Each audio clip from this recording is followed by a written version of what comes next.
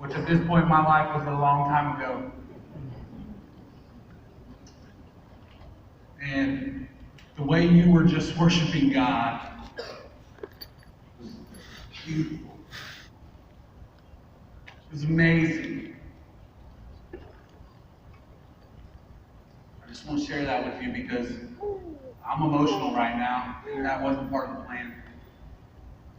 But your singing was so amazing, and I just want you to know that God was pleased with our worship.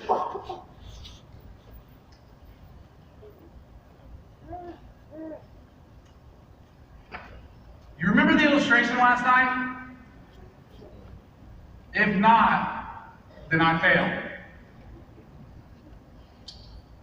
You remember the 3 rocks on the bottom?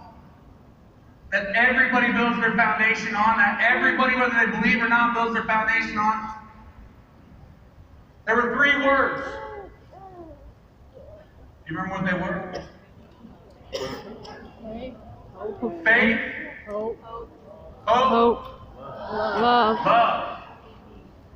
You know what's amazing about those 3 words? Only one of them goes with us into eternity. Did you know that? Some of you are going, hold on, that doesn't sound right. Let me tell you something. Faith, according to Hebrews 11, is being sure of what we hope for and certain of the things that we have not seen. So when you get to heaven and you have experienced it, and it is no longer something that you can doubt, do you need faith? Nope. Seeing is believing. Some people say, well, hope is eternal. That's what we're living for. Did you know that Paul said that hope is no longer hope once I've experienced it? Some of you either are getting ready to turn 16 or have recently turned 16, and you are hoping that somehow magically a Mercedes-Benz or whatever you want to call it ends up in your driveway with the bow right around Christmas time. If you go out one day and the car is sitting in the driveway, guess what? I don't think you're going to go, I really hope this happens again tomorrow. I guess that depends on where you live, right? You might actually hope it's there tomorrow. Man, I'm just saying. So the only thing, I want you to understand this is so important for you to grasp everything we're going to talk about tonight. The only thing out of those 3 things that we build our entire life around that actually goes with us for all of eternity is the one thing that I want you to really think about tonight, which is love.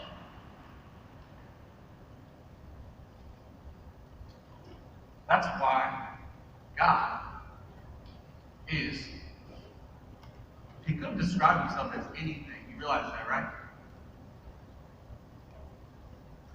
You can almost fill in the blank with that. It would all be true unless it's something bad, sinful, or evil. God is love. How do we even make sense of that?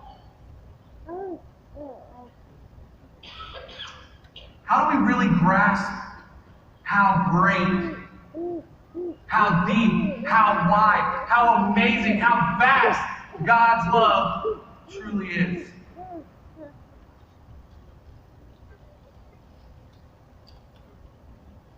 In order for us to understand how great God's love is for us, we also have to understand how bad our sin is.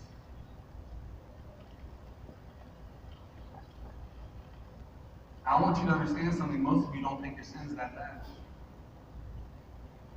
And that's natural. You shouldn't, honestly, coming from just understanding, trying to figure out life to the place that you're at right now, you shouldn't feel super terrible about your sin because you don't fully understand. Why? Partly because of what we talked about last night. You're surrounded by people who are sinful. You're surrounded by a world that's unrighteous, and because of that, the truth has been suppressed. The good things of life are not as evident as they should be.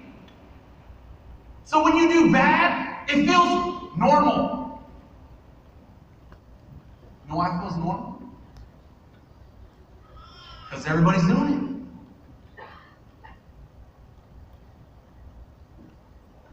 So I try to figure out how in the world could I show you how bad sin really is when most of us feel very normal in the midst of our sin.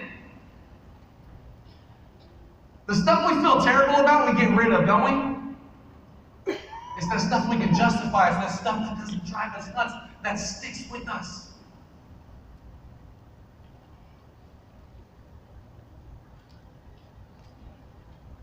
And then there's this verse, Romans 6:23 says, "For the wages of sin is death."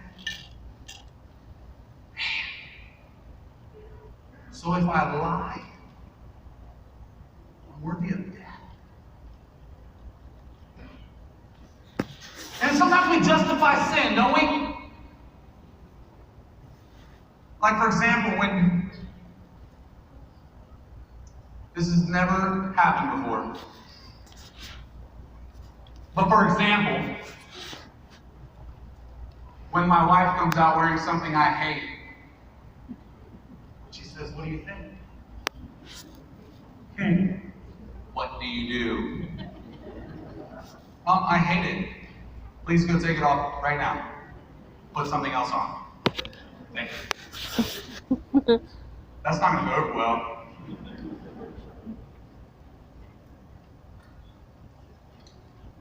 But is it really that bad then?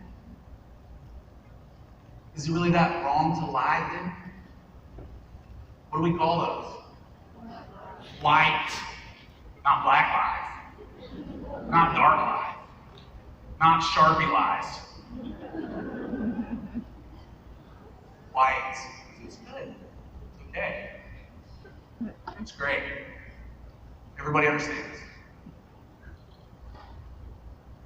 I want you to first start thinking about the idea that your sin is worth death. Don't justify it. Don't make excuses for it. Just start thinking about the idea that your sin is honestly worthy of death. Now, I want to share something with you. We go through this really fast, don't we? You know, I find that the more deeper I go into my relationship with God, the more I search for truth, I find myself back in Genesis so much. In Genesis 1, there is a pattern that happens over and over and over at creation, right? It says, "And God said." Now I want you to really wrap your head around this for a second because we're going to go big. What that is saying, that is at the very sound of God's voice, at the very breath that He breathed, when He spoke, He commanded things to go where they are supposed to go. He commanded things to be what they are supposed to be. And He commanded things to do what they were made to do. So mountains, He said, go this high and no further. And their peaks stopped exactly where they were supposed to.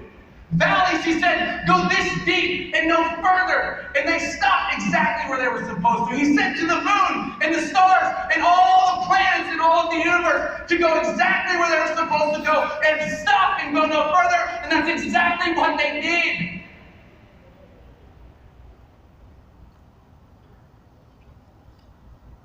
He said to the ocean, here is your boundaries. Go no further. And as uncontrollable as the ocean really is, it still hasn't.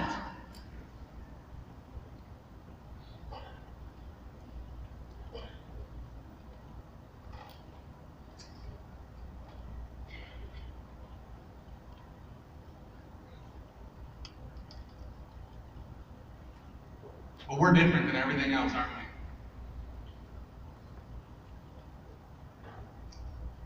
Because we tell God no all the time.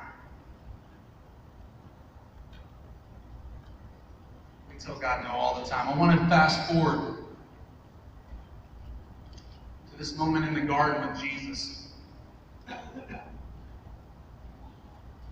And I want you to see this because this is really hard to grasp. Remember how I told you in the illustration yesterday that it's really hard to explain spiritual and the physical because they're not exactly the same, right?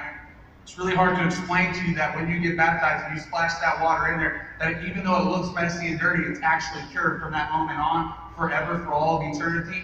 As long as you keep working on the jar, you're good to go.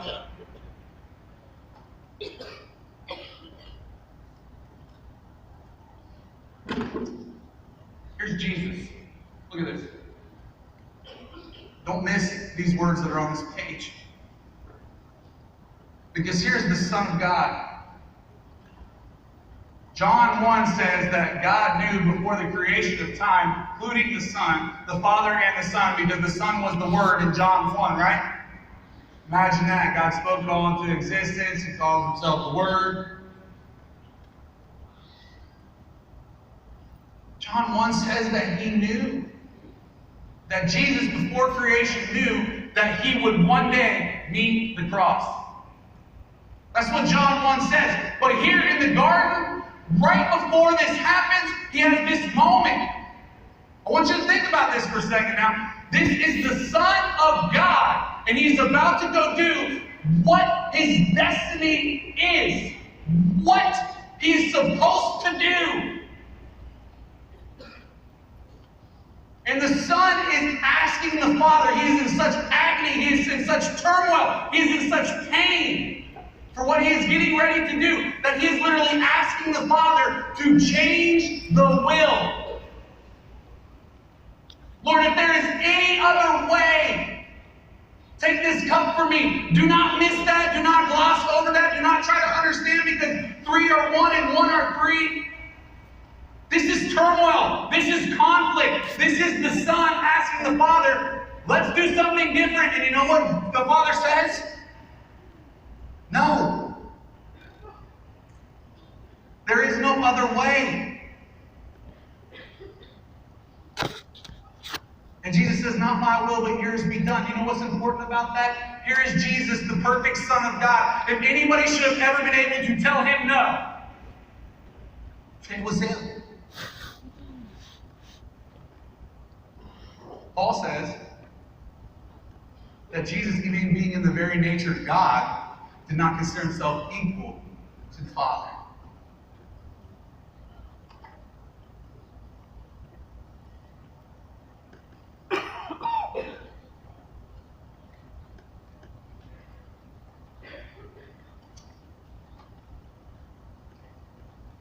Here's what I want you to understand. It goes even deeper. Our sin goes even deeper than just saying no at times. You see, sometimes we don't just say no to God. Sometimes we actually deny God. We see our friends around. We see situations happening. We don't stand up for the truth. We don't stand up for the God that we serve. We don't express what God has done in our life. We're afraid to share it because there might be rejection coming. Sometimes we deny Him. But you know what's become really popular in our culture lately? Just telling him he's wrong.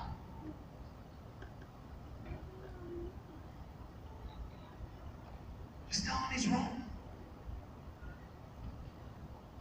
You know how many Christians have come up to me in my lifetime and told me, you know what? I agree with most of the Bible, but this part right here, it's just wrong. It's just wrong. I don't know what that was, but that was weird. Is that the voice of God?